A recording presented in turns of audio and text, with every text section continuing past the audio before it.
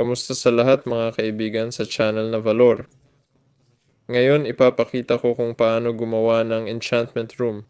Ang silid ng enchantment ay para palakasin ang kapangyarihan ng iyong enchantment table.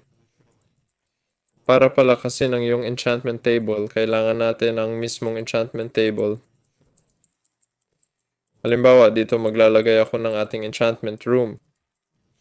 Para dito, kailangan nating pumasok. Kailangan natin ang enchantment table mismo at mga bookshelf o istante ng mga libro. Kung maglalagay lang ako ng enchantment table dito, makakakuha lang ako ng basic enchantments.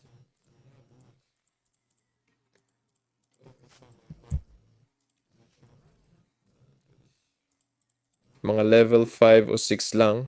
Para palakasin ito, kumuha tayo ng bookshelf at ilagay.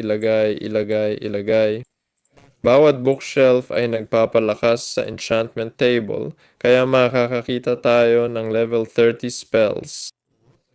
Sa tingin ko, hindi na tayo makakakita ng mas mataas pa.